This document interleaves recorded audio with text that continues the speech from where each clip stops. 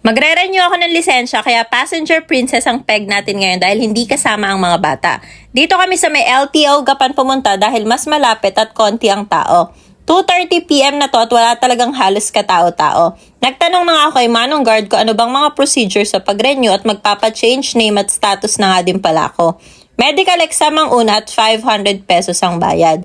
Saglit lang naman dahil survey, eye test, height, weight at blood pressure lang naman. Next step naman ay ang online exam. Kailangan lang munang gumawa ng account sa LTO portal at i-take ang exam. Saglit lang din naman yung exam dahil 25 questions lang at pumila na din kami dito sa loob. Hindi ko matandaan yung exact na bayad pero nasa 500 plus ang renewal at 100 naman ang change status. Nag-biometric, signature at nagpalit nga pala ako ng picture kaya kumuha ko ng cardigan dahil hindi pwede ang sleeveless. Temporary driver's license nga lang pala ang binibigay at mga October pa daw mapapalitan.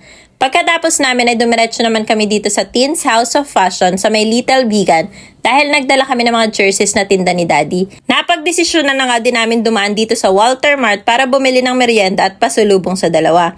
Mabilis ang pamimil lang dahil hindi pa talaga kami sanay na maiwan yung dalawang bata. Naghiwalay na nga kami ni Daddy ng pamimili para mas mapabilis. Bumili lang naman kami ng pasalubong na toy sa Miniso, merienda sa McDo, Sagu at Greenwich. Dito na nga din kami kumain sa sasakyan ng merienda bago umalis.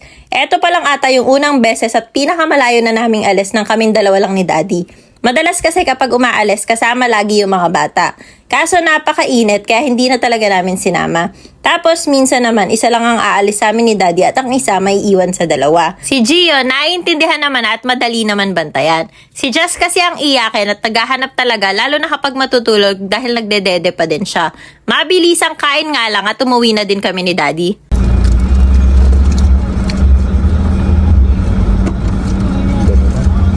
Napabili na naman nga ako ng mga bedsheet na hindi nalulukot. Sa sobrang nagustuhan namin to, napakarami na namin ganito at hindi na talaga kami bumili ng iba pang bedsheet.